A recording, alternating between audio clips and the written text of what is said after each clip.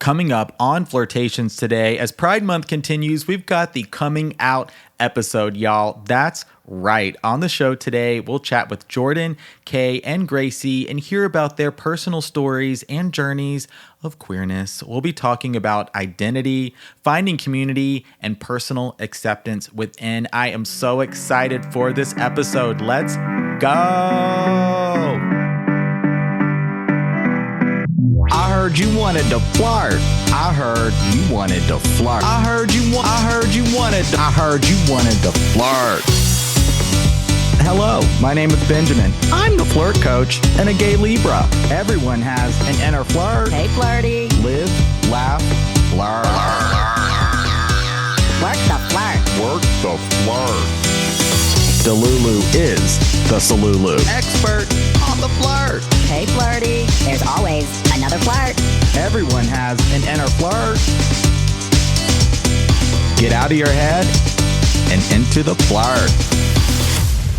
All right, flirties. First up, we've got Jordan and Kay, two people I know personally. Without further ado, let's meet them and hear their stories. Welcome to this special bonus episode of Flirtations in honor and celebration of Pride Month. We have Jordan Johnson and Kay on the show with us today. Hi. Hi. Hi, flirties. Yes, hello, flirties. I'm so excited to be having this conversation with you all. We know each other from Stonewall Kickball. We met at in the Greensboro chapter and have gotten to know each other over the past several years, and wanted to have you all on the show today to talk about coming out and queerness and a little bit of dating as well. I really want to bring stories to the flirties. It's one thing to get facts and tips and dating strategies, and all of that is going to be in Flirtations, of course, but also bringing stories of people, of the human experience. And so that is what I think is going to evolve out of the conversation today. So opening it up to the two of you, want to ask first about your journey of coming out, perhaps how you identify and what this experience, what that experience was like for you. All right, ladies first. Okay, so it's not me. Nothing deja vu. Hi, my name is Jordan. She, her. I am probably a lesbian. Strong probably. And yeah, I don't know. I came out decently late. I came out in grad school, so I was a little bit older, and I really didn't realize I was gay until not that long before that. I grew up with parents that were definitely accepting. I also have a gay sister. She's bi, and it felt a little bit annoying to come out after my younger sister, so it took me a little bit longer even. It's only the two of us, but yeah, my parents are pretty accepting, which is great, but I still definitely had a lot of societal pressure. I still live in a society, so it was still a hard situation. It took me a long time, not a long time, but it took me some time to come out even after I realized it myself. And there was definitely a lot of compulsive heterosexuality that was in there for the better part of my life. So yeah, we'll be but coming now I'm back gay. gay. And we'll be coming back to that term. I want to hear y'all's perspective on it for sure. Thank you for sharing, Jordan. Kay, what's up? Hi. So, everything. My name is Kay. I will be fine with any pronouns if they make a joke funny. So true. I am committed to one thing, and that is the bit. So my coming out story is, I don't know, I always knew from a young age that I was different. That I wasn't like the other girls, that something about me stuck out like a sore thumb, and everybody was on it. Everybody was pointing it out to me, saying damn, you're weird, you're different, right? So I always knew that like I said, some flavor of rainbow. So I didn't actually start the coming out process until I was in college. Just because, I don't know, you get labeled with that label of different so early on, and you fight it and you say, no, I'm normal, or you embrace it. And I didn't start embracing being other until I was old enough to know I could stand on my own. So Yeah. I'm also a lesbian. Fun fact. Non-binary lesbian. Non-binary lesbian. So we can talk about that fun little intersection. Yeah. You can be non-binary and be a lesbian. Oh, I am non-binary and a lesbian. Thank you very much. Yes. And I do it well. So that was thank you so much for sharing. I think that was a wonderful intro into this episode. And I wanted to expand a little bit more on what you had to say just there, Kay, and bringing back in what Jordan said about compulsory heterosexuality and what that term means, because that's a pretty new one to me. I think I'm just learning about. And so want to get your perspectives on what that term means. And then also, I think it's going to tie in nicely to this experience a lot of queer people have about that personal, like there's so much that happens underneath the surface and behind the scenes as you start to realize and then accept your queerness and what that means to you and what that looks like to you. So turning it back over to the two of you, I want to hear a little bit more about that practice and process of acceptance and what that has to do with compulsory heterosexuality anyway. Yeah. I mean, I think that like what you said, like coming out to yourself is like one of, or at least for me, coming out to myself was like one of the harder parts. Like just like realizing I was gay was like very hard for me. And it definitely did have to do with compulsory heterosexuality. And I think like a lot of the girlies on TikTok, was really on the internet when COVID was starting. And I was in grad school, and I think I kind of really figured it out a little bit before. Well, no, I definitely did figure it out before because I had a girlfriend like when COVID started. I'm so funny. Me kissing a woman. Oh, no homo. Wait, I literally forgot. No, okay, so I figured out that I was gay like maybe like a year or two before this. But I really learned about like compulsory heterosexuality like on TikTok. And the biggest thing for me was like the lesbian doc. So the lesbian doc was like this big document, and everyone would be like, link in my bio, like go read this document. And it's like literally like 30 pages long. And it's this whole document with like a bunch of different questions that are basically like, when you were a kid, like, did you feel this way about boys? Like, did you feel this way about boys, like blah blah blah blah. It's the world's longest "Am I Gay" quiz. Literally, it's the world's longest "Am I Gay" quiz. And the first time I read it, I knew that I was gay, but I didn't know like how gay I was. So I was still like wrestling with that fact. And I read like a couple of pages, and then I literally was like, I actually have to close this right now and like not come back for a while because I cannot handle this right now. Like, I'm not ready to be a lesbian actually. And I think that has to do with like multiple things, which is first of all, just like the way that we as a society look at like the word lesbian. And I think it's really hard for a lot of people. I say I'm probably a lesbian because I am honestly still not even 1,000% sure. I'm like pretty sure, but like, I don't know. I think for me, I don't necessarily have the same like, I'm not like, boys are so gross. Like I've never felt anything with a boy, but I definitely like can acknowledge that I like feel more for girls, like for women. And so that was like something completely indifferent to men. Yeah, I was definitely like a lot more indifferent than I thought that I was. But anyways, compulsive heterosexuality is about that.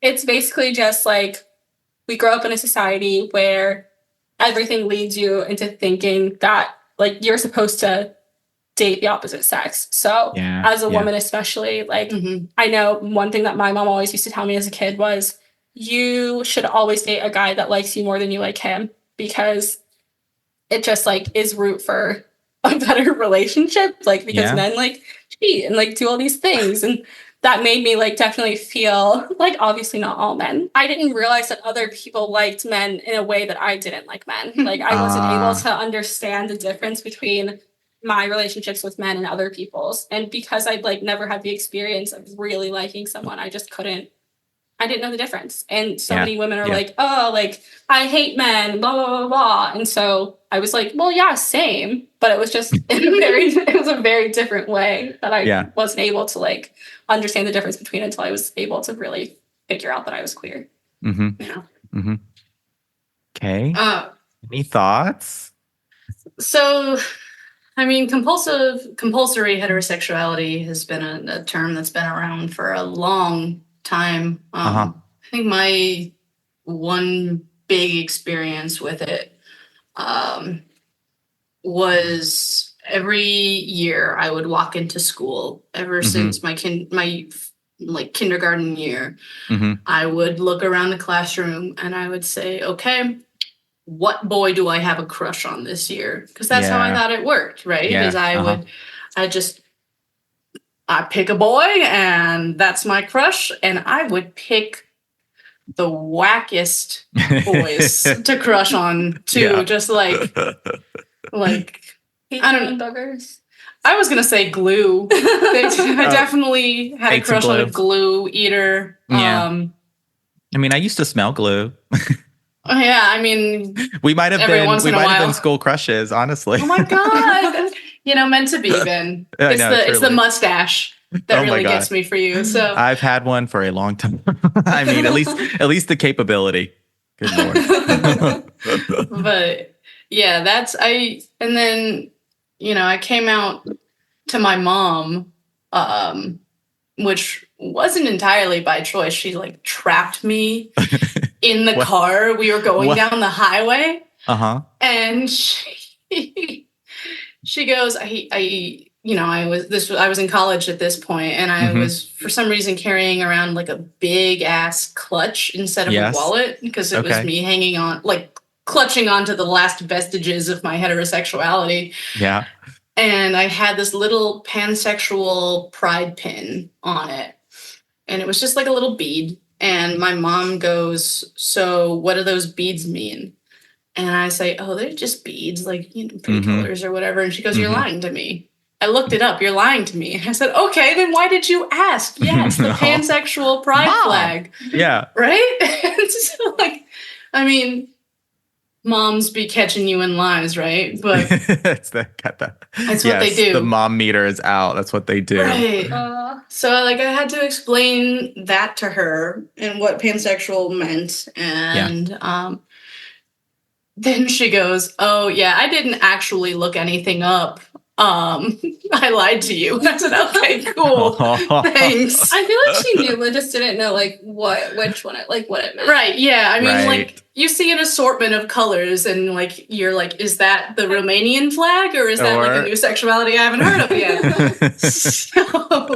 But the real thing that sticks out for me as far as compulsive heterosexuality goes, from that conversation with my mom, is at the end of it, she goes, just make sure that whoever you end up with, like, we're part of the church, whoever you end up with has to be okay with your sexuality. And I was like, that's a really weird statement to make, because it's just kind of assuming that whoever I end up with is going to be a man, because if they were anything other than a man, they're probably okay with me being gay.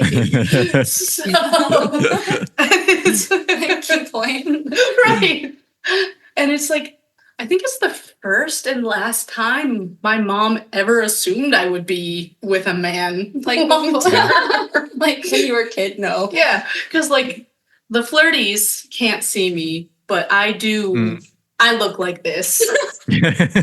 So I look gay. I've got the gay face, and I'm wearing cargo shorts. They are wearing cargo shorts. I can attest to that. So this is I thank you both for sharing more about that. And now I have just about your stories and about your processes of coming out to your families and what those initial conversations were like, even though you may have been trapped in a car going down the highway. 70 miles an hour. I cannot tuck my and roll gosh. that quickly. It's No. so traumatic. There's like we were chatting a little bit before recording, and something like it's an experience a lot of queer people have.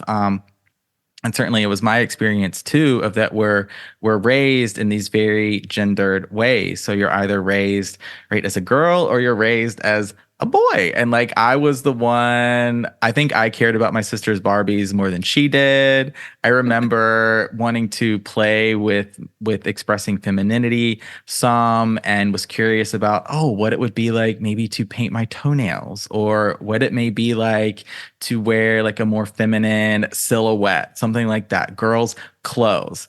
But we can oftentimes feel like, this is something we're curious about. It's something I want to explore, but then feeling like you can't. Like it's just that this process of realization and acceptance of your own queerness. And so I wanted to ask you all a little bit about that part of your coming out stories. As I have said before, I look like this. I dress like this. And honestly, I've always really been this. Like this. And the label that got put on me a lot growing up was tomboy. I was a tomboy. Okay. So and it's like, oh, that's a girl who plays rough and gets dirty and is interested in things other than makeup and becoming a homemaker. Yeah. Like I didn't want to play house, right? And if we did play house, I wanted to be the dog. Yeah. So what does that mean? It's the non-binary option. I'm not mom or dad. I'm Sparky. Wait, that's so true, actually. So like It's like the mermaid. yeah. So but like being a tomboy is something that's tolerated for young girls up until a point, because the assumption is always going to be, obviously she wants to do boy stuff now. Boy stuff is more fun, but she's going to grow out of it. She's going to settle down. She's going to start wearing dresses, doing her hair, whatever. It's going to happen eventually. And when it starts to not happen, that's when people start to become more uncomfortable with you and what you represent. Because as people started realizing, hey, this is not cute anymore. This is wrong. I started to get more resistant to ever being called a girl and doing any girly things. So like, I don't know how to do makeup. I don't know how to do hair. I'm not 100% certain what colors are because I was trying so male coded. I was trying so hard to be not a girl, because my whole life I was told, like, obviously you want to do boy stuff. Boy stuff is better. Girl stuff is terrible, right? And, it means you're not smart. It means that you're vapid. It means that, you only exist to serve others. And I hated that. So what now I am, what I am now, I should say, in the proper order. You can edit that in post, but what I am now is I'm somebody who is just trying to be me on purpose and unapologetically. Yeah. And Snaps for that. yeah, I'll snap for myself. I'll give myself Same. a pat on, Snaps here on the too back. at Flirt headquarters. many Heck yeah. snaps. Yeah. So gender is it's fun. Actually, is what I'm finding out. Is something that I like to play with. I do drag. Yes, such a good drag artist. I do drag. And I'm like their stage mom. Yeah. Like, and I like take all my little videos. you and do like, it. You're "Yeah." taking along Yeah. with me. Yeah. Over here, smile, So- smile. Right. And like if I do femininity, because normally I'm very mask presenting in my cargo shorts and my periodic table of the elements shirt. If I do something feminine, I'm not reading myself as woman. I'm reading myself as masculine person doing femininity. It's like a Okay. like a gay thing. Like I'm being It's a gay thing. Yeah. you know, I'm appropriating your culture, Ben. Come on over. But yeah. So let's talk about your gender, Jordan. My gender. Yeah, so I'm a girl. I am she, her. So And I good at honestly I honestly haven't had like too many issues with my gender. I think I've thought a lot more about my gender than I think a lot of like femme presenting people have, just because I am gay. And so it's something that I've kind of tried to like evaluate with myself and be like, am I being femme because of the way that like I think society is supposed to see me, or am I being femme for myself? Like what is actually like going on here? And I had this realization at one point that I had this realization one day when I saw a pair of basketball shorts, and I realized that I would absolutely never put a pair of basketball shorts onto my body. And it was in that moment where I like my whole body like physically cringes at the idea of putting on a pair of basketball shorts. And I think it's the craziest thing because I'm not like the most femme person in the entire world. Like I'm femme, but like I don't know. I think I dress like I don't know. But basketball shorts, no. I would date Not someone that wears happening. basketball shorts, but I can't wear basketball shorts. And that was the moment that I realized that no, I'm not presenting for anyone else. I'm presenting for myself. This is how I want to dress and how I want to be. Obviously, gender isn't only like presentation, but Sure. yeah, I think it was just like kind of a funny way that I realized for me that no, this is just who I am. And I think my body does the same thing when I think about putting on a dress. Becomes Like- physically repulsed. gender affirming. I can't even see my Animal Crossing character in a dress. Not happening. This has been so wonderful. I have one more question for the two of you, and I really wanted to weave in these two themes so far in this episode on overall identity, but also gender and how they play with one another.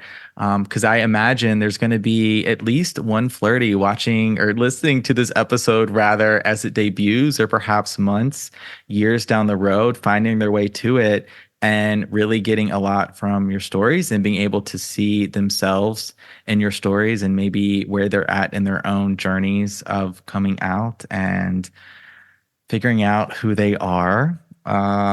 So just thank you so much for sharing this space thus far and sharing more about yourselves too. And now, because this is Flirtations, want to hear a little bit about some of your initial dating experiences and what that was like. I went first last time. Okay. Jordan, you're up. So yeah, I think it's so interesting. Like when I first like really realized I was gay, I was in grad school. I had just broken up with my last serious boyfriend, and I was like, shit, I'm gay. And so I downloaded the apps, or I guess I like probably already had them on my phone, but I like switched my gender over. I was actually living like in France at the time. I got my master's in France, so, I was living in Paris. That's so gay. That's so blue is the warmest Literally, color. no. But I remember like the first girl I ever went on a date with was French, and I was like so obsessed with her. Spoiler alert, we went on one date. Never saw her again. But I was like literally so obsessed with her. I like could not stop thinking about her. We went on this date. We went to a lesbian bar, which was really cool because they don't exist in like all of the places.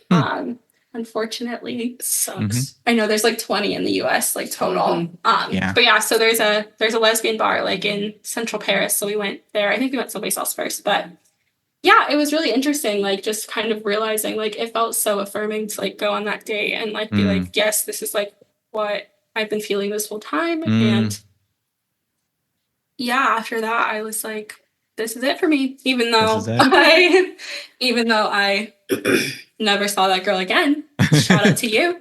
Thank you so much. I was obsessed with you for like probably a solid week and a half. It was great.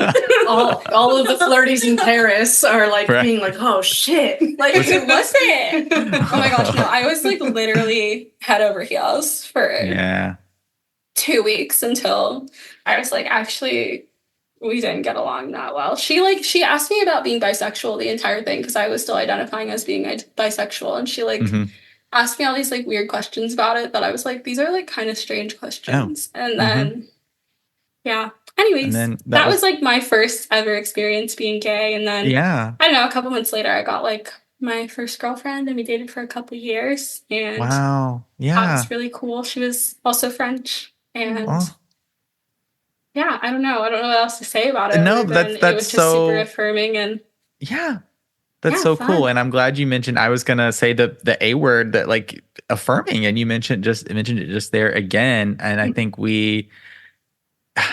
this is true for myself too. I think for a lot of queer people, when you do have that first experience dating someone where you're attracted to them and it's not just about you find them perhaps physically attractive, it's a whole other level where it's this comfort, it's this connection that you've never had with someone before. And it can be scary perhaps. There's probably going to be some nerves like as you're making maybe that switch on the dating app to now be matching. Like the switch to the dating app was like definitely like, I feel like that was the scariest thing. There was like a long period of time where I would like switch back and forth. Like I was like, no one can see that like I'm gay.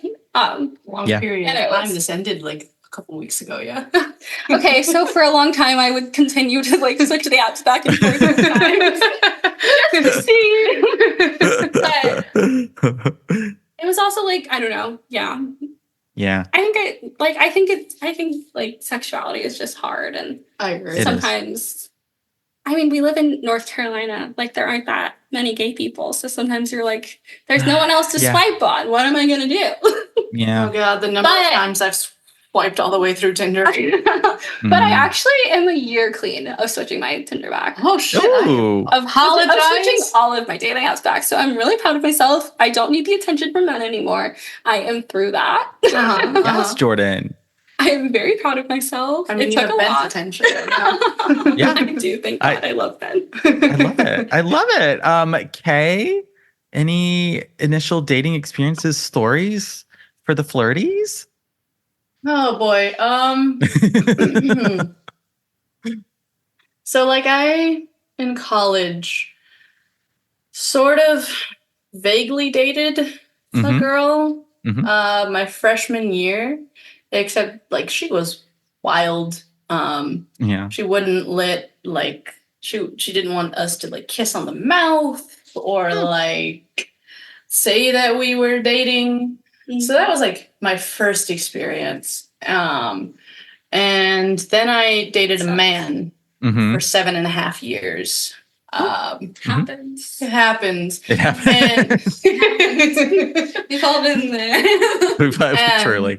And in that time, like I was thinking through stuff and realizing things about myself, and he is a really awesome guy. And you knew like that you were queer. Yeah, and like he was queer too, right? So, and he would let me sound so weird, but like he was okay with me making out with people at parties. Okay. So that's something that I would do a lot. And I would have like a line of women at parties, like waiting to make out with me. Yeah. They were like, this is the time that we can get paid. And I That's really insane, but it's also like the like I don't know. I would like to say that it's on brand.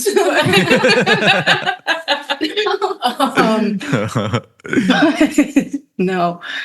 And I always really enjoyed those experiences. And then recently I've been getting back out into the apps The and dating world. the dating Yeah. You're world. suffering with the rest of us. Suffering exquisitely.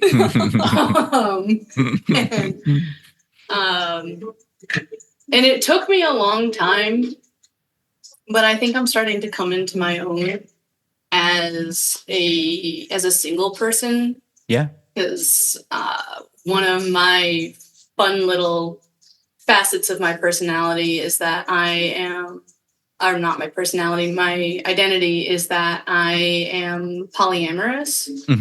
And that makes things a little bit messy. Messy. Well, not Some messy, different dynamics to work through. Yeah. Complicated. Complicated is the word.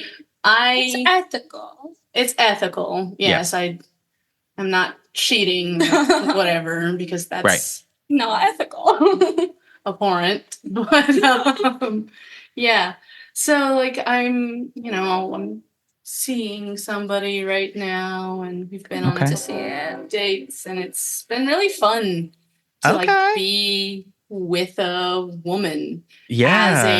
I'm not a woman, but like if it makes the joke funny, I am. Because the last time that you were single, you weren't out as non-binary, were you? No. Yeah. Mm-mm. So this is like your first time, like really Wow. dating as like yourself. Yeah. Which is really cool to see. Oh. Aw. Yeah. That's so. Yeah. I love that. And probably like as Jordan shared, this is maybe really affirming for you as a connection. This is your moment. This is. I'm shining. Yes. Bright. Yeah, you are. in your cargo shorts and periodic table tea. Yes. Listen, I know that the flirties aren't going to see me. No. You two have seen my hot looks. I got that open shirt. I got that mask swag. I've seen it. There is no mask shortage here. Oh my gosh, y'all. Thank you so much for being a part of this very special episode and sharing more about yourselves. I'm really excited to share it with the flirties as well. And as we complete and start to just round out our conversation, any final thoughts, words of wisdom, anything maybe for the flirty that is in their coming out journey process, going on that first date? Yeah, just opening the mic. I think like take your time. Like it's okay for it to like take a while. Like I feel like I came out so late, but like people come out so much later, and that's perfectly fine. I feel like we like as a society have this whole like I think when it comes to like sexuality in general, like for like straight people too, like this feeling of being behind is like so present for so many people. And I know I felt that when I was dating men, and I felt that when I started dating women, and it just feels really scary. But I think it's just like you're not alone, and just because people don't necessarily talk about it doesn't mean that it's not a thing for so many people. Like so many people are just figuring things out. I think it's like smart to be like, I think you need to be like honest with like your partners and like tell them where you are and where you're coming from. But yeah, like it's gonna be okay. And even if you don't have like the same families that me and Kay do, where we were lucky enough to like be accepted, like you'll find your family. I think like in our kickball team and in like our friend group, like bigger than that, like I think I found so much community, and I love the life that I have now that I've really pushed myself into queer spaces. And yeah, it's been like really affirming to just like have friendships and stuff in that space as well. Beautifully said. Yeah. Go ahead. Yeah. I was just gonna like in office speak, echo what Jordan said. It's truly, it happens in your own time. And this is so true. It's like, your life kind of, you get to experience all these new experiences once you start to come out, or maybe you're sort of flirting with it a little bit. Yeah. You're sort of maybe like you're out on the apps, but maybe not to friends and family, or you're dating around a little bit, but you haven't fully maybe accepted that for yourself, and it can feel like there's this so pressure. many stages to it, I think, Yeah, and like everyone's experience is so different. Yeah, have the patience with yourself, the self-compassion. It's like there truly is not a timeline you have to follow, and it's not too late wherever you are in your process. Or maybe you're listening to this and you're like, girl, I've been stepped out of here. I mean, for a minute. Out in middle school. Yes. And so and I love that. I love watching like younger generations, especially like being able to like find themselves so much sooner than I was able to. Yeah. It's so fun. Like, I'm a millennial. Same. It is cool to see. Yeah. The younger generations, in grade school right now and through high school, coming out and exploring sexuality and sexual identity, and expressing maybe their femininity or their masculinity much earlier in life, and just being able to have like fun to have with the it. words for it too. Yes. Oh my gosh, just the like language being able for it. to like say it and like understand it better, even if they're not coming out. Like I think a lot more kids are able to like understand it. I agree. And I think that's representation is just so important, obviously. So important, which is why this was always going to be a bonus. One of the first episodes for Flirtations. Like I wanted to debut it in Pride Month, during Pride Month, for a reason. Kay, any final thoughts? So my motto as of late is find what you like to do and do it on purpose. We're not, you can tiptoe into it, and that's, that's the way you got to do. But when you find something that means something to you, you don't let that go. And you have to be intentional about it. You have to have and that intentionality, that doing it on purpose, allows you to have the confidence to be who you are. Because it's intimidating. It's hard out here. It's hard out here being like visibly gender nonconforming, being visibly queer. But when you do that on purpose, the people around you are going to see that, and it's going to make it harder for the bigots and the naysayers to strip you of that, because that is who you are. Yeah. And it's just affirming, honestly, to do what you do it on purpose. Do it on purpose. Be loud, be proud. I think that's beautiful. I love it. Thank you both, Jordan and Kay, for joining us. Oh my gosh. This is so fun. This is so fun. I love talking about being gay. I love talking about myself.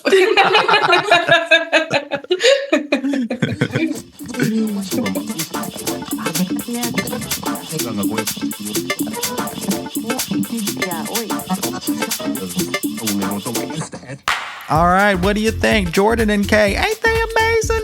I love them. So excited they were a part of the show today. But if you thought that was all, no, I don't think so. Don't go anywhere. We've got another story for you on coming out. This one with Gracie Rodgers. All right, let's meet Gracie.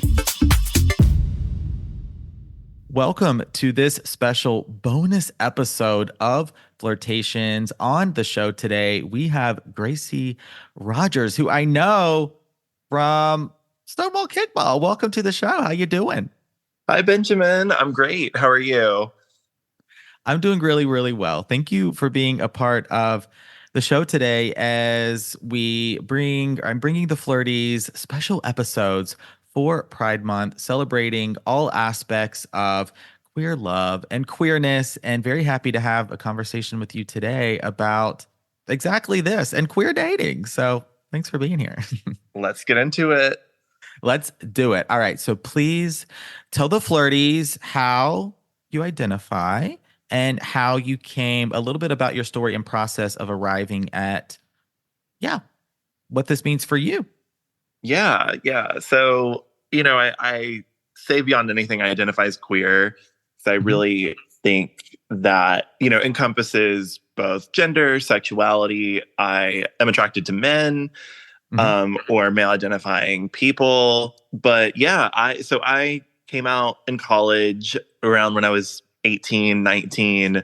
But, I always felt like there was something that was a little unexplored, or there was more to my identity. And it really took some time for me to, I think find a space that I felt safe and knew myself better to really, explore and kind of recognize my femininity and, myself, that even after I had come out, as gay, that, I realized that there was some more complexity to my queer identity. I always say, that coming out is not really just opening the door to the closet. It's like sashaying and walking, and strutting and living your best queer life after. So, it's, I think queerness is really an evolution. But for me, I really identify with sort of the term gender fluid because, I recognize that, I don't think that I exactly have a one fixed point on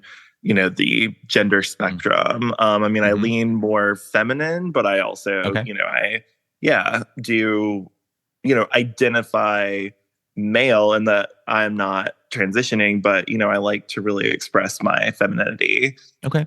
That's really helpful. And thank you for sharing this part of your story. I want to explore the concept of gender fluidity a little bit more. And is that something, fluid, it's there in the term. So it's not exactly fixed, but I'm curious to hear if maybe some days you feel more feminine than others, and how you explore that a little bit for yourself just on a day-to-day basis. For sure. I think, I think that there's a lot of things that encompass gender. When we think, or when we look at gender, we're often, I think, thinking about perception, and, there is sort of this like mirror that you can kind of find of how do other people see or perceive you. And that is one thing for anybody who is questioning gender, but really any part of their identity, to, I think, really try and look beyond perception to the way that you see yourself, because, we can't control the way others see us. But kind of going back to, I guess, that term is, there is sort of that flexibility. I would say the part that's maybe a bit more fluid for me is my expression, but I also think that there is some more universality to that. Like, peek behind the curtain, but like today is like a sweatpants day. Like, everybody kind of has days where they feel more aligned with themselves, or how, they want to be and sort of present. But I also think, before I forget to say this point too, I think we've really, progressed in a lot of ways. Like, and one thing that's become, I think, standard, you see it on people's email signatures, everything is, pronouns. And I think that's great, but I think it's especially important for folks who are transitioning, have some dysphoria associated with, their, right. But I think it's really important to remember too that, pronouns does not encompass the full story, especially for people who are fluid, or who, just don't really identify, with one, specific place on that spectrum. Pronouns, could put us in three categories: he, she, or they. And people are so much more complex than that, So I find it something that particularly heterosexual allies really, really are adamant about.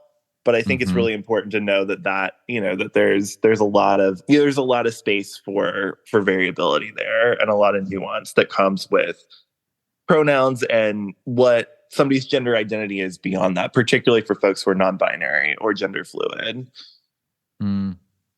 Yeah, those are You just made some really, really good points. And it's very true that I like what you said about self-expression, but also how we're perceived or can be Mhm. perceived as queer people, and how it's, yeah, I understand certainly the role of pronouns, and I've even seen this at work for Trader Joe's. We can have we have pens if you would like, a pronoun pen, and that can be helpful if that is useful or impactful for you in telling your story and letting people know how to address you. And so using those tools, and it's great that we have Mhm. a lot of awareness around this, but also knowing that you get to express yourself and detach from how your self-expression may be perceived. It's like, I think that's can be a really cool space to play in. What do you think about that?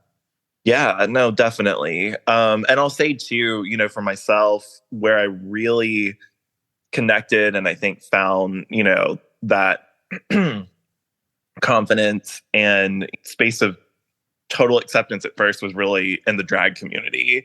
Was really kind of starting in, a space where like, yeah, like your, feminine persona or, this female illusion, everything is applauded and celebrated. Yeah. And so, I think there's a lot of ways in our queer community and queer culture that we recognize and really can understand and celebrate this in ways that, can be sometimes difficult to translate outside of that. But I think even in my full lived experience as a queer person, I think it's really, just getting to know the person, and for folks who share, similar identity labels or language or pronouns, their experience, their relationship to that identity is very different. So, I think it's really a lot easier to sometimes put people in categories. But I think that's why I've loved really embracing the term queers, because I think it really breaks down a lot of those conventions. Yeah. Yeah, I absolutely agree with you. And I want to explore a little bit now about community and Mm-hmm. finding those safe spaces, because it's been yeah, part of my story as well, and I think it's true for a lot of queer people, especially if you're coming from a family or a town, a city where there wasn't a lot of diversity or representation or acceptance. And so being able to find those places, those spaces and communities where you really feel safe and encouraged to express yourself and start to get to know yourself in probably some very new and scary ways. Yeah. We're very fortunate that we were able to meet at Stonewall, which is a queer kickball league, which chapters all over the United States. Mm-hmm. I encourage you. They have a great array of sports. You do not have to be good at them in any way. Lord knows, when I first started, catch what ball? What? Like, no, it's like, I'll stand there. I can do about that much. But it's been Yes. a great place to just meet other queer people of Mm. all cultures, races, just it's so diverse. So want to get your insight as well on how someone may find those spaces and then start to navigate them a little bit. Yeah, I think for when I really kind of reflect on my own experience, it's really, I'll also say I'm 29, and in my later 20s have really, really appreciated and understand just the value of, like, the people that are your family, but your chosen family, your friends, your tribe that like knows you. And I think having those people in your life that, like, I don't know, it's interesting because I feel like I went through a lot of really significant changes, maybe in my own self-perception about my identity or even my gender. But, with people that like I love and everything, I'm still me. And even like, so yeah, I haven't always gone by the name Gracie. I grew up going by the name Gray, which also is like very neutral. But, I think, for me, again, it's something kind of even beyond pronouns. It's like that name really gives this sort of visibility and, sort of how I sort of carry like all parts of myself, regardless of how I express myself, anything, it sort of signified this like, sort of change and shift in, really, not wanting to hide any part of myself. But, I guess I say that for anyone because I think something that was a little challenging, I think, when you are starting to, maybe question or want to come into, come into another place with, how you're presenting yourself to the world, is you immediately sort of get, well, what does this mean? And, again, you sort of can think about all these perceptions. But to me, I think it's really, really leaning on your friends, your chosen family, your community that, just really sees you. And I can't, I could like get emotional really thinking about that because it reminds you too. I mean, these things are, of course, important and milestones in our lives, but also like, it's also that reminder of, I was already seen for this. Like people that have known me have known in ways that I had to catch up to in a way. So it's a special thing. Yeah. That's really, really beautiful. And it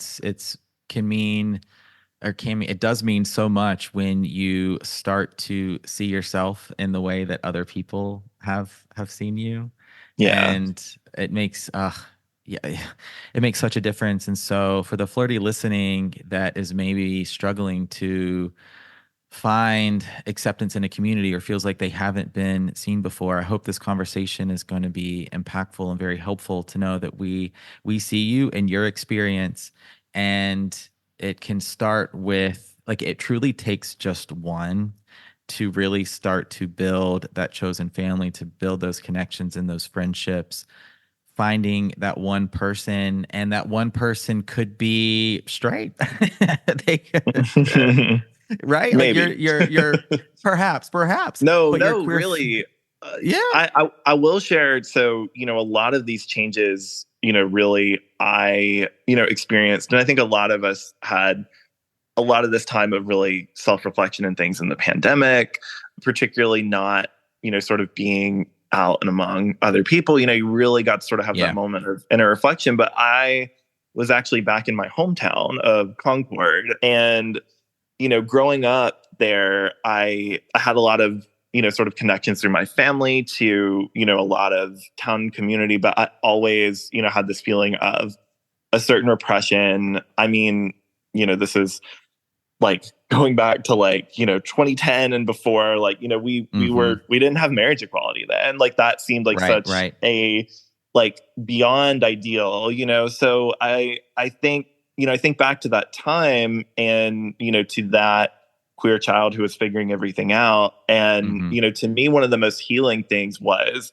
actually being back in that community and in that space to really fully, express and live authentically, and to recognize for a lot of people in that town and community that I was really like, maybe, let alone like gender queer, like, or gender fluid, like person, like queer person that they knew. And, I think that there's sometimes can be a weight with that. And I think, sometimes that can feel in ways, a little lonely if you don't feel like you have, other people who share that experience.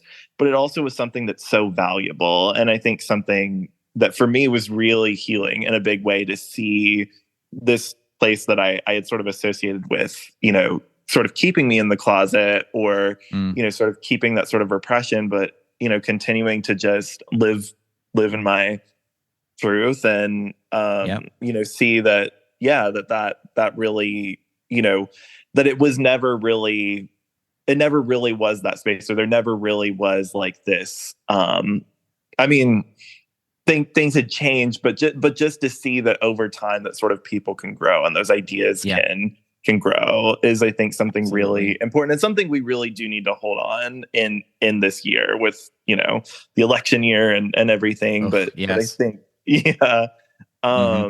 but yeah, I just wanted to say that because that was a very significant thing too, of a place that felt, familiar. And I think that's a hard thing for a lot of queer people growing up in a place where, they have their families or, these, really places of comfort and familiarity, but, it's just a place they don't feel like is for them. And in whatever way, I mean, I would urge you, unless there's too much trauma or it's something that's, not like in your interest, but to find ways to, sort of accept that and to sort of bring yourself into, into that. It was a very healing experience for me.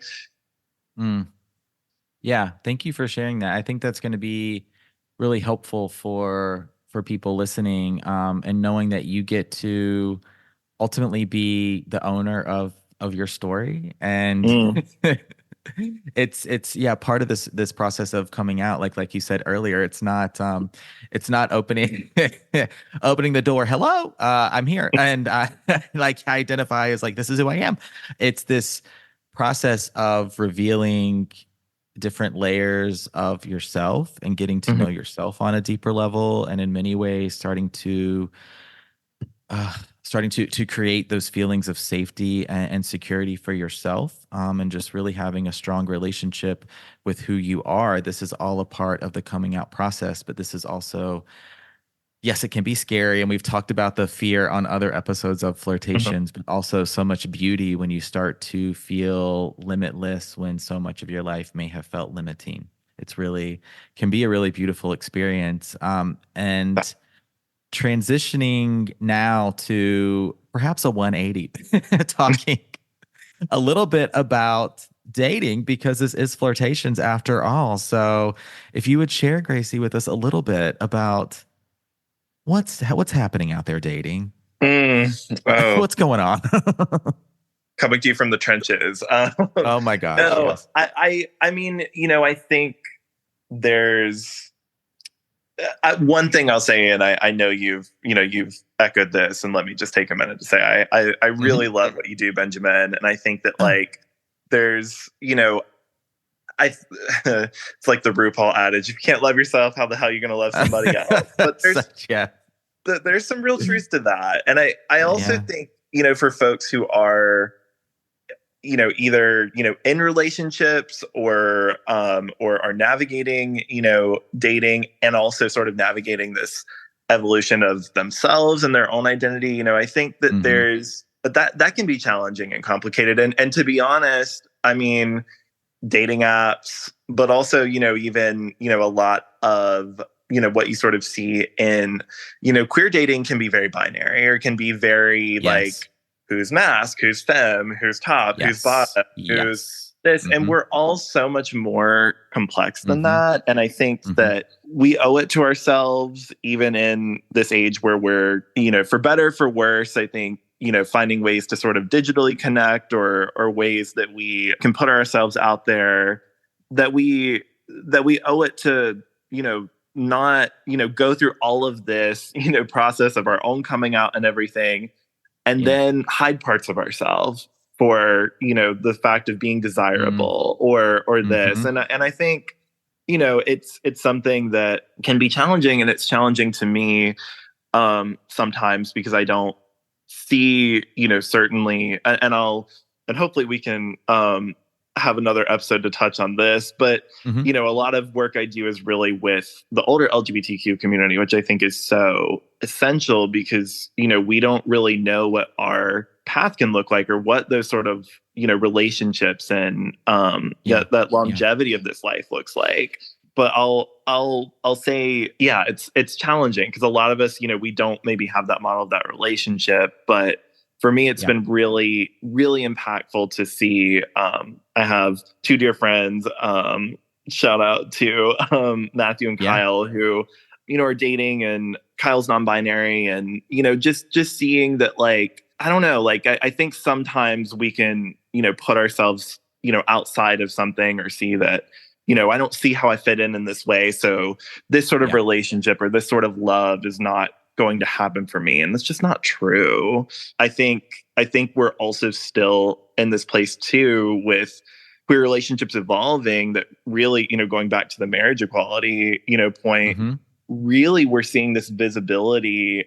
I don't know, not to put an exact time on it, but, just this, what we sort of see in that representation of what those relationships look like. And I now think that that thread is sort of catching up to what do, non-binary, folks who are in relationships, trans folks who are in relationships, we're still evolving in that way. So if anybody feels, alone, or doesn't, see that, it does exist. We're just, like all things, I think, catching up to that. Yeah, that was that was a lot, but I did, want to be sure to say that. Yeah, no, I appreciate it, and it's so much of like just sort of what the last part of what you said is it's hard to know what you don't see. It's hard to sort of see what's possible when you don't see that model for you. And this is what's true for us as queer people, and me being, I don't know, elder millennial, perhaps 38. When I was growing up, there wasn't queer representation. I didn't know what queer relationships looked like, or they only looked like the stereotypes that we are very, very familiar with. I'll mention, Will and Grace was a show I grew up with. Loved the show. I'm so happy it was around. Like one of my favorite shows ever. Was that a really great learning experience for queer relationships? I don't think so. Yeah. I really, really don't. We didn't really see. I mean, you had Jack, who had a different boyfriend every episode. Sure. And then you had Will, who was, I mean, just in so many ways, like a classic avoidant, I think, and an anxious. Like he was all over the place and never really able to sustain a long-term relationship. Right. And so it was just like, like I either need to be like, just meet lots of people, or there's kind of no hope. Like, but you get to be the creator of your love life. And as we are seeing much more types of queer relationships being represented across the spectrum, not just gay, not just lesbian, but non-binary, trans, certainly with Drag Race. I love those segments of the workroom where even it's, the queens are there, but they talk about their relationships and they talk about their meet cute moments, and that they've been in relationships, some of them for many, many years. And so even though you may not see, it's still being able to have that inner knowing that you get to have the kind of love that you ultimately deserve because you're human. And so just know that it's possible. It'll be, I mean, queer dating has its difficulties that I don't think other dating communities have. I mean, they all have their unique circumstances and positives and negatives. But like you said a little bit earlier, we tend to be fetishized a lot. Like, how do you look? How do you look? What role do you play? Top, bottom, what are we doing? Sort of what can you do for me in that way? And so much of connection tends to revolve around sex, which is not inherently a bad thing, but is that going to be what leads to a long-term fulfilling relationship? Not all the time. And so just being able to right out of the gate distinguish sex from intimacy and sex from true interest in who you are, and can you be able to, if you are choosing to put yourself out there in that way and have sex, can you be able to enjoy that experience and be safe and enjoy it for what it is something that has been a difficult lesson for me to learn as a demisexual. And so now it's something I just don't I don't really do it. I'm not out there on the apps, right? Like, come over, honey. Like, we're not. Sure. Can you host or me? Like, it's just, that's not, for a long time, I thought that's the experience I had to have. That's how I had to meet people. That's how people would get to like me and get to know me. And now it took some time, a little bit older, a little bit wiser. I hope so, I think, but it's just like, I know that's not for me. And so like, if that's what you're pushing towards or wanting right away, it's going to be a no for me. Yeah. I think I love that you brought this up because, I also feel very similarly. And I think now being in this place where I am really thinking about, the potential of longer term relationships or partnerships, or at least, I would say, I also am demisexual, and that like, somebody that I'm involved with or intimate with in that way,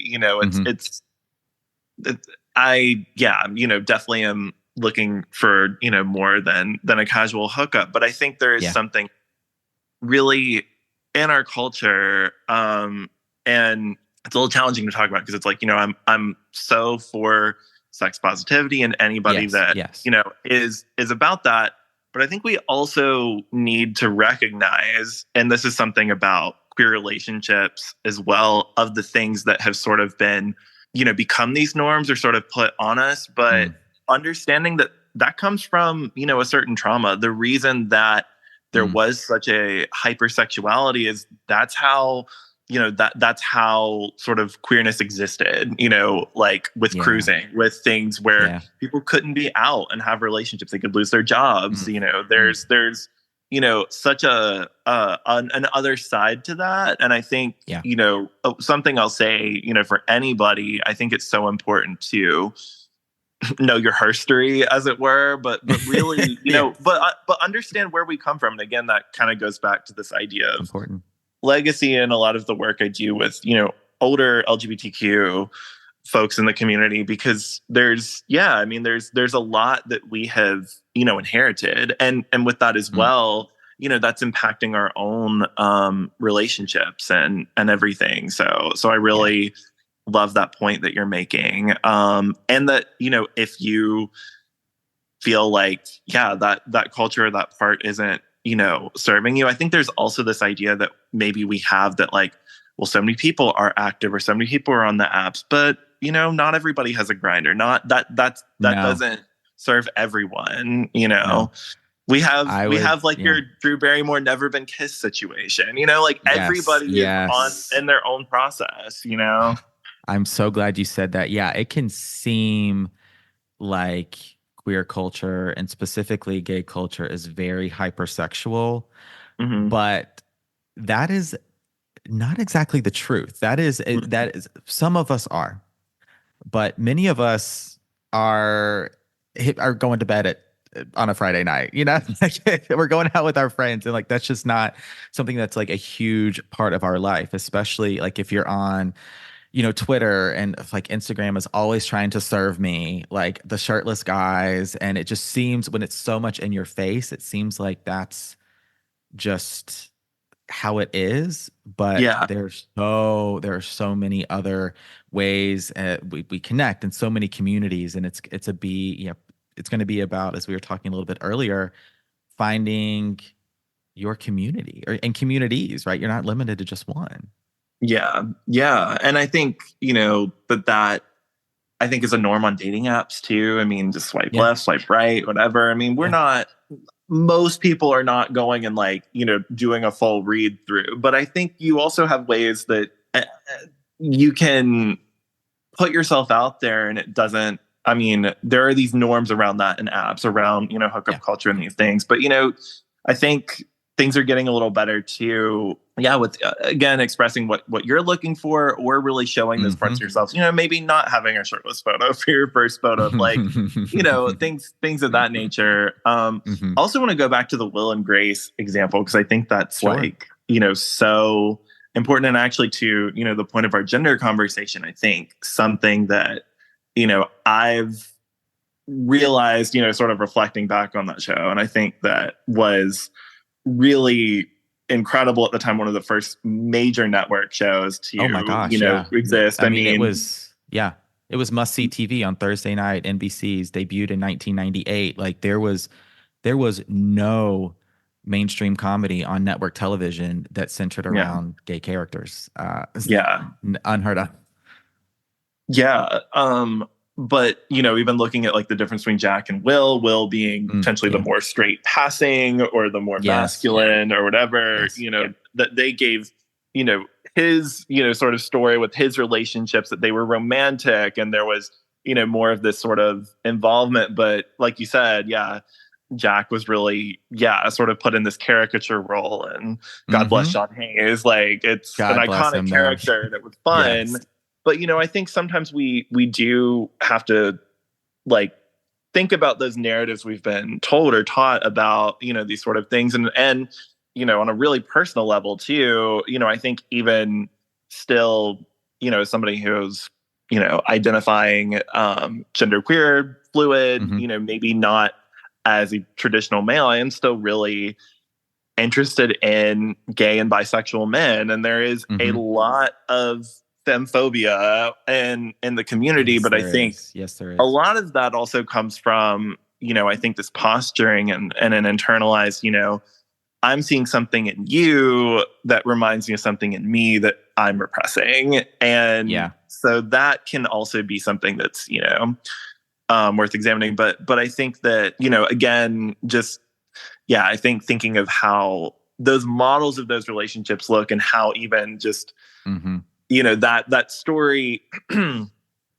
treated those two characters. And I think at a time, people or certain traits or certain, things that are more quote unquote mainstream are sort of given this like more privileges. Even when we think about like gay marriage, there was a certain level of traditionalism, and we just want to be just like every other couple that's married. But as you and I both know, a lot of queer relationships don't look like that. They're open, or they're poly, or they're everything. And, I think there's value to that. But anyway, I think it's just another way things have sort of, for lack of a better word, sort of like gone straighter toward the mainstream in looking at queer visibility.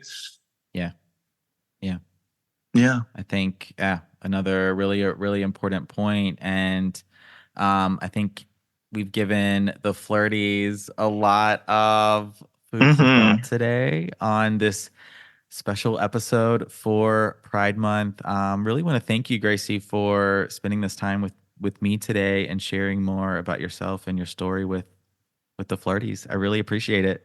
Oh, thank you. The happy Pride, Flirties. That's a wrap, Flirties. Thank you so much for tuning in to this special bonus episode of Flirtations, the official coming out episode. Maybe not something you expected to hear on a dating podcast, but as I've said before, this is a Flirtcast, and we do things a little bit differently over here, as I really want to feature stories of human experiences, real, actual life stories, because when we hear and listen from other people, we can feel seen and validated in our own experiences, and see that even as we're connecting and communicating over the airwaves, the podcast waves right now, we have so much in common. And I know you're going to find resemblances in Jordan's story, in Kay's story, in Gracie's story with your own, and that we truly are in this together, in this flirt community. Thank you so much for tuning in. I'll be back very soon with a brand new episode. I won't be gone for long. Until then,